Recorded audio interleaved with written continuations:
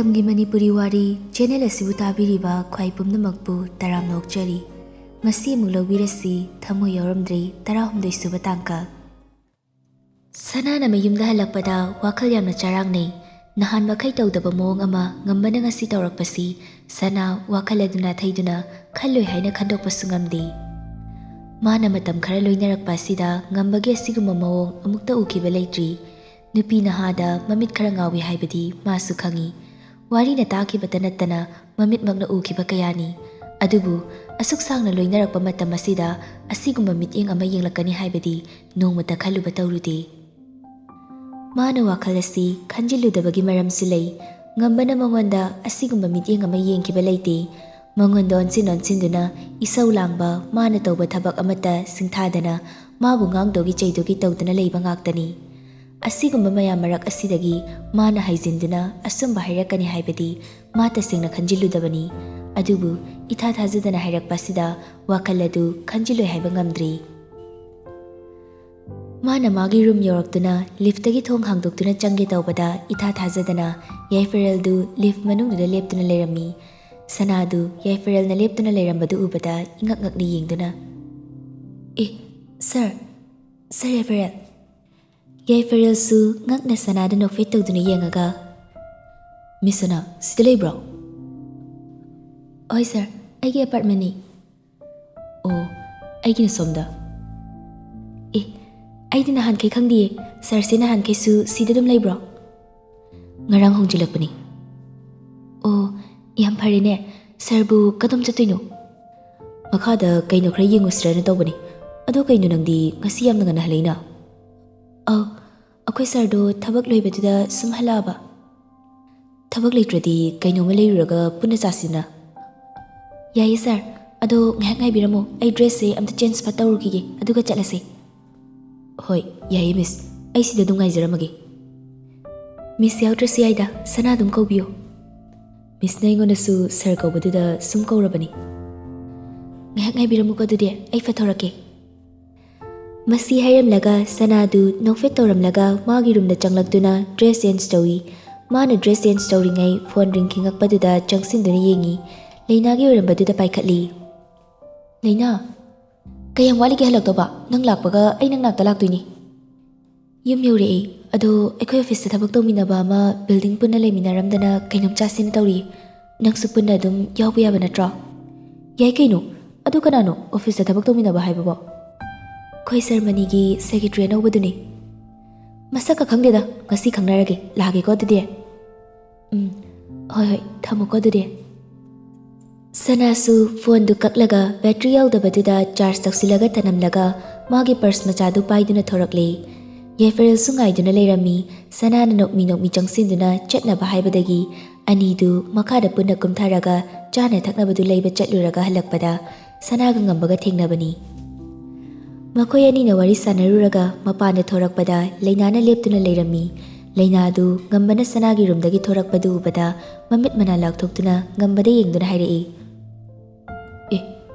Kaino secretary no bane haidene sidi secretary sunatana sidi ngasagi nangi donatra ngambana muk sanadon chinduna yenglaga mamit ka haifel lakthokduna hanglei Kaino anoba secretary haide Sanadu leinadon chinduna hairei Nang manung nang hak leramo ai sir se makha fawda thiluge sir Yaiferel do magi room da leramgani ai laga aikhoi punna tawminarase Masi haiduna ngambabu puthokina batawbadu ngambana yadaduna wahangdo mukasu hanjinduna hanglei Kaino noi kedawdo lege kaino ai thindok haide coffee thaksena haina kibana tro Leinadi ngambana hairibadu tabagi mahut sanadon sinduna wa haina manungda changkhre Baba hello kuirakano Masi haiduna manungda changna makhongna tongakpa khungu pairamba beg mafam marang khangdana panglangna langshinkre sanana ngambadu chatlase haibagum mana hana mang thaduna chatnaba tawbadu ngambana makhutu phaduna khamai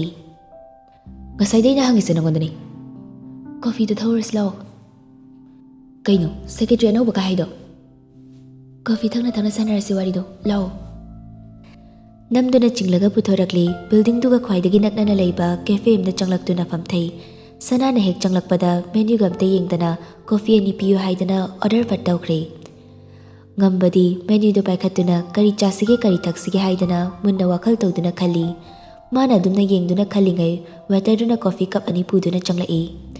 Cup tu table du da thanamlaga chetke tawbada ngambana khamlai. Sisu adagi sisu aduga simaga sikhe puro. Makut khudom biduna thin duna tai waiter dusu notepad ama puthoraktuna hairiba singadu phat isili.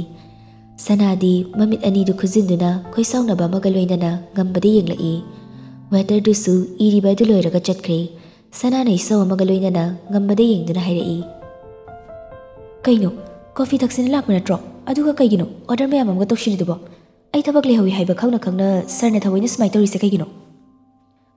Coffee thakte aidi nang coffee tho ai chage aduga nang aina chaba loidri faudi ngai tare.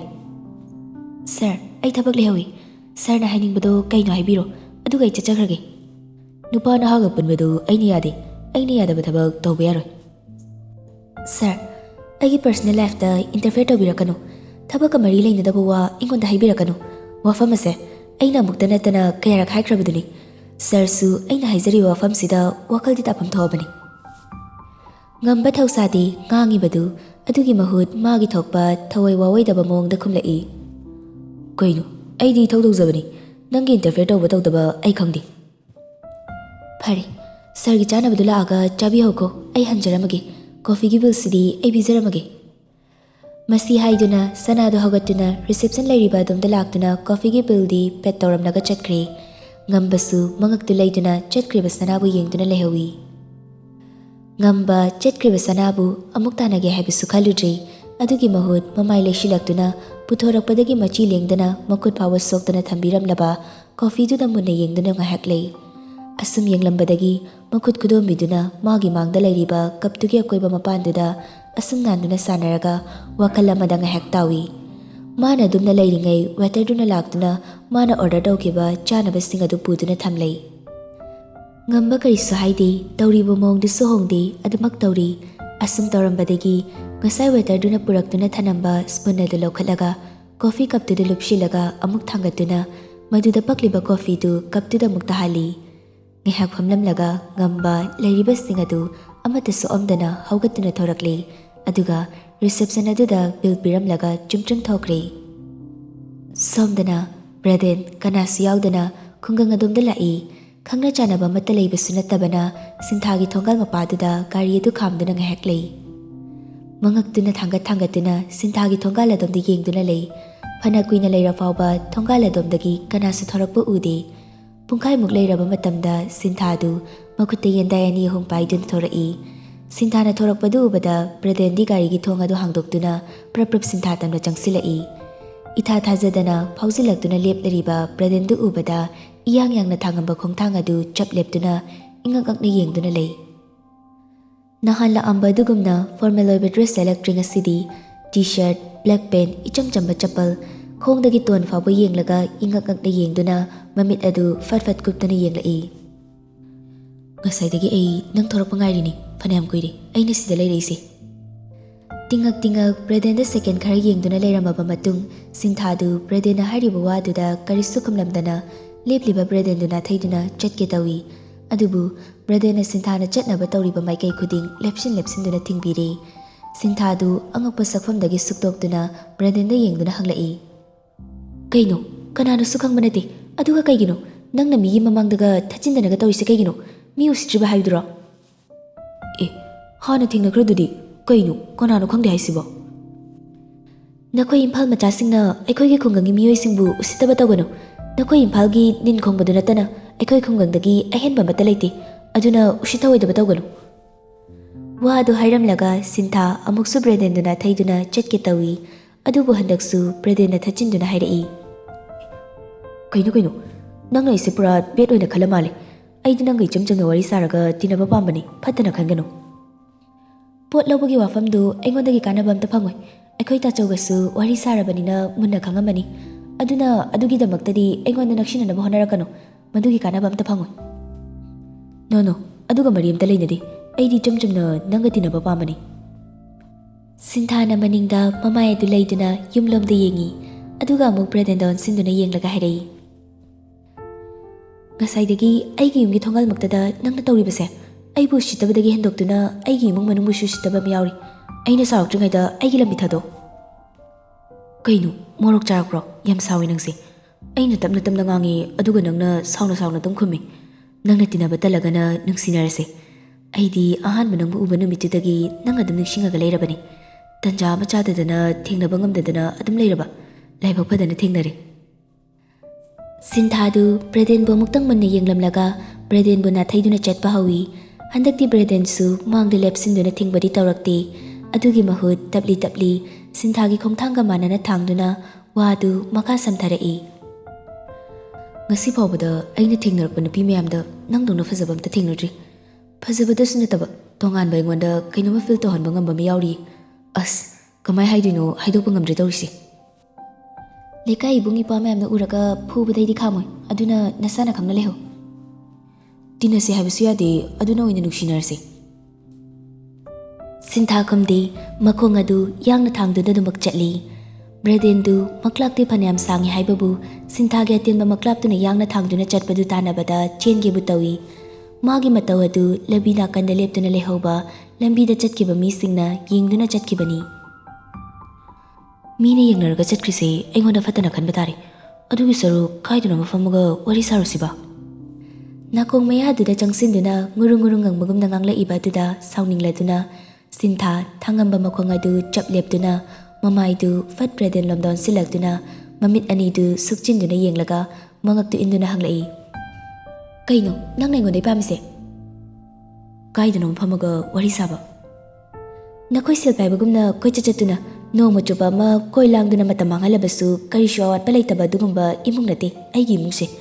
ꯅꯪꯒ ꯐꯝꯗꯨꯅ ꯋꯥꯔꯤ ꯁꯥꯟꯅꯕꯒꯤ ꯃꯇꯝ ꯑꯩꯉꯣꯟꯗ ꯂꯩꯇꯦ. ꯑꯩ ꯏꯊꯧ ꯌꯥꯝꯅ ꯆꯤꯜꯂꯦ. ꯑꯩꯉꯣꯟꯗ ꯌꯦꯠꯀꯦ ꯈꯜꯂꯛꯀꯅꯣ. ꯀꯨꯏꯅ ꯂꯧꯔꯤꯒꯦ ꯃꯇꯝꯗꯣ ꯃꯤꯅꯤꯠ 10 ꯃꯨꯛꯇꯪ ꯑꯣꯏꯔꯁꯨ ꯌꯥꯏꯑꯕ. ꯃꯤꯅꯁꯨ ꯃꯈꯣꯏ ꯑꯅꯤꯗ ꯌꯦꯡꯗꯨꯅ ꯆꯠꯈꯤꯕ ꯑꯗꯨꯗ ꯁꯤꯟꯊꯥꯁꯨ ꯏꯀꯥꯏꯔꯦ. ꯑꯗꯨꯅ ꯃꯃꯥꯏ ꯂꯩꯗꯨꯅ ꯃꯈꯣꯡ ꯑꯗꯨ ꯑꯃꯨꯛ ꯊꯥꯡꯕ ꯍꯧꯏ. ꯕ꯭ꯔꯦꯗꯦꯟꯁꯨ ꯃꯇꯨꯡ ꯑꯗꯨꯝ ꯏꯟꯅꯩ. ꯑꯅꯤꯗ ꯁꯨꯝ ꯂꯥꯛꯄꯅ ꯂꯧꯕꯨꯛ ꯃꯅꯥꯛ ꯑꯃꯗ ꯁꯤꯟꯊꯥꯅ ꯊꯥꯡꯉꯝꯕ ꯃꯈꯣꯡ ꯑꯗꯨ ꯂꯦꯞꯇꯨꯅ ꯕ꯭ꯔꯦꯗꯦꯟꯗ ꯌꯦꯡꯂꯛꯏ. ꯕ꯭ꯔꯦꯗꯦꯟꯁꯨ ꯑꯀꯣꯏꯕꯗꯣ ꯍꯥꯏꯐꯦꯠ ꯌꯦꯡꯉꯒ ꯁꯤꯟꯊꯥꯗ ꯑꯃꯨꯛ ꯌꯦꯡꯗꯨꯅ ꯅꯣꯛꯐꯦꯠ ꯇꯧꯁꯤꯜꯂꯤ. ꯁꯤꯟꯊꯥꯁꯨ ꯁꯥꯎꯔꯨꯡ ꯉꯨꯔꯨꯡꯅꯕ ꯃꯑꯣꯡꯗ ꯍꯥꯏꯔꯛꯏ. ꯀꯩꯅꯣ ꯅꯪ ꯍꯥꯏꯗꯨꯏꯗꯣ ꯍꯥꯏꯔꯛꯑꯣ. ꯕ꯭ꯔꯦꯗꯦꯟꯁꯨ ꯀꯣꯏꯊꯣꯛ ꯀꯣꯏꯁꯤꯟ ꯑꯃꯠꯇ ꯌꯥꯎꯗꯅ ꯗꯥꯏꯔꯦꯛ ꯍꯦꯛꯇ ꯁꯤꯟꯊꯥꯒꯤ ꯃꯤꯠꯇ ꯌꯦꯡꯗꯨꯅ ꯍꯥꯏꯔꯛꯏ. ꯑꯩ ꯅꯪꯕꯨ ꯄꯥꯝꯃꯤ. ꯄꯥꯝꯕꯗ ꯅꯨꯡꯁꯤꯕꯁꯨ ꯌꯥꯎꯕꯗꯧꯅ ꯇꯧꯏ. ꯑꯗꯨꯅ ꯏꯕꯥꯅꯤ ꯅꯨꯡꯁꯤꯅꯔꯁꯦ. ꯍꯣꯏ ꯅꯪꯅꯕꯨꯗꯤ ꯈꯜꯂꯝꯒꯅꯤ ꯉꯁꯤ ꯉꯔꯥꯡꯇ ꯊꯦꯡꯅꯔꯒ ꯅꯨꯡꯁꯤ ꯍꯥꯏꯔꯦ ꯀꯥꯏꯅꯒ. ꯑꯗꯣ ꯑꯩꯒꯤ ꯊꯃꯣꯏꯗ ꯅꯪꯒꯤ ꯃꯃꯤ ꯇꯥꯈꯤꯕꯗꯤ ꯅꯪꯕꯨ ꯑꯍꯥꯟꯕ ꯎꯕ ꯅꯨꯃꯤꯠꯇꯨꯗ ꯑꯣꯏꯈ꯭ꯔꯕꯅꯤ. ꯅꯨꯄꯤꯗ ꯇꯔꯥꯏ ꯇꯔꯥꯏꯅ ꯄ꯭ꯔꯄꯣꯁ ꯇꯧꯕ ꯅꯨꯄꯥꯁꯨ ꯑꯩꯗꯤ ꯅꯠꯇꯦ. ꯁꯨꯃꯥꯏꯅ ꯅꯨꯄꯤ ꯑꯃꯗ ꯍꯥꯏꯕꯁꯦ ꯄꯨꯟꯁꯤꯒꯤ ꯉꯁꯤꯅ ꯑꯍꯥꯟꯕꯅꯤ. ꯅꯪꯅ ꯑꯩꯕꯨ ꯈꯪꯗꯦ ꯍꯥꯏꯔꯒꯁꯨ ꯃꯇꯝ ꯈꯔ ꯇꯤꯟꯅꯔꯒ ꯑꯩꯒꯤ ꯏꯒꯨꯟ ꯍꯥꯟꯅ ꯈꯪꯗꯣ. ꯑꯩ ꯀꯩꯝ ꯀꯥꯏꯗꯦ. ꯅꯪꯅ ꯑꯄꯥꯝꯕꯅꯤ. ꯑꯗꯣ ꯏꯕꯥꯅꯤ ꯅꯨꯡꯁꯤꯅꯗꯕꯗꯤ ꯌꯥꯗꯦ. ꯁꯤꯟꯊꯥꯗꯨ ꯕ꯭ꯔꯦꯗꯦꯟꯅ ꯍꯥꯏꯔꯤꯕꯗꯨ ꯕ꯭ꯔꯦꯗꯦꯟꯗ ꯌꯦꯡꯗꯨꯅ ꯑꯁꯨꯝ ꯇꯥꯔꯝꯕꯗꯒꯤ ꯃꯃꯤꯠꯇꯨ ꯑꯃꯨꯛꯇꯪ ꯀꯨꯞꯂꯒ ꯃꯃꯥꯏꯗꯨ ꯅꯥꯀꯟ ꯑꯃꯗ ꯂꯩꯊꯣꯛꯇꯨꯅ ꯃꯊꯟꯇ ꯍꯥꯏꯖꯕꯒꯤ ꯃꯑꯣꯡꯗ ꯈꯣꯟꯖꯦꯜꯗꯤ ꯍꯧꯅ ꯊꯣꯛꯇꯕꯤ ꯍꯥꯏꯖꯩ. ꯑꯁ ꯈꯣꯏꯗꯧꯁꯦ ꯌꯥꯝ ꯁꯥꯎꯅꯤꯡꯉꯤꯗ ꯑꯩ. ꯍꯥ ꯀꯩꯕꯣ?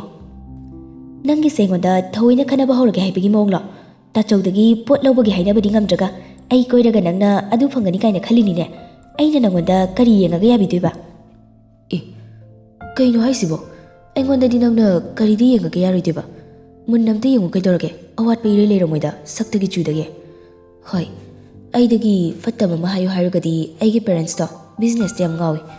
ꯑꯗꯨꯅ ꯍꯌꯦꯡꯋꯥꯏ ꯅꯪꯅ ꯑꯩꯈꯣꯏꯗ ꯂꯩꯕꯗ ꯅꯨꯡꯁꯤꯕ ꯀꯌꯥꯗꯤ ꯐꯪꯉꯔꯣই. ꯁꯤ ꯃꯉꯥꯏ. ꯃꯣꯏꯅ ꯅꯨꯡꯁꯤꯕ ꯄꯤꯗ꯭ꯔꯒꯁꯨ ꯑꯩꯅꯗꯤ ꯍꯦꯛꯇꯅꯦ ꯑꯩꯒꯤ ꯂꯩꯖꯕ ꯅꯨꯡꯁꯤꯕ ꯃꯈꯩ ꯈꯣꯝꯖꯤꯜꯂꯒ ꯅꯪꯉꯣꯟꯗ ꯂꯣꯏ ꯊꯝꯖꯤꯜꯂꯛꯑꯗꯧꯅꯤ. ꯌꯥꯝꯅ ꯐꯖꯕꯒ ꯁꯥꯔꯗꯅ. ꯐꯖꯕꯅꯤꯍꯦ.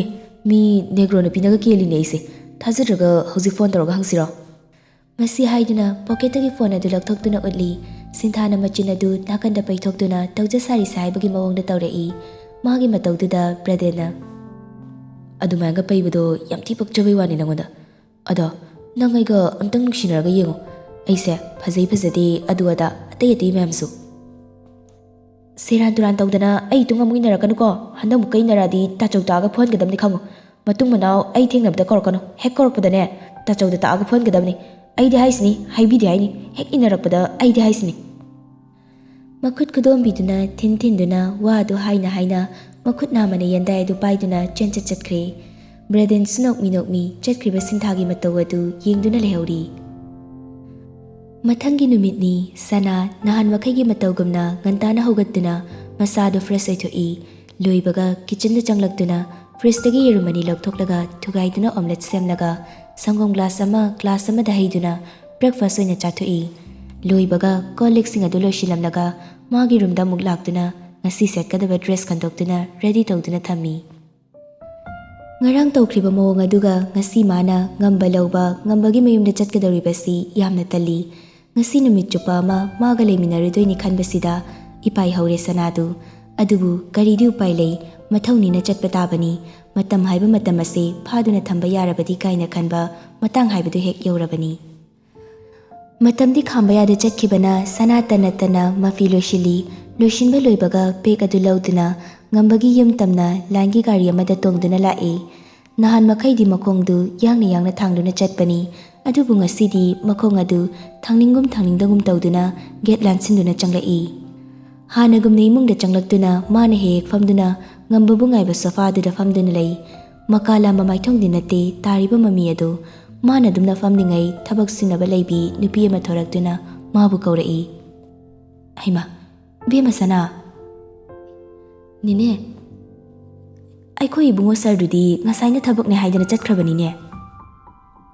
Ha sarbo haujipu pung kya tarage aibu kyam thingi tawrisibo khudang gari edu thangatuna yengi aduga amuk nupi edu ron sinduna kainoine pung satadringaida madi mathanda kaida chaliba tanjadu da nupi ama thorakduna sanada hairei bema ibungo sarna ma yumda muglakani ma laktri phawadi ngairamo hayo haidana aingonda hairambani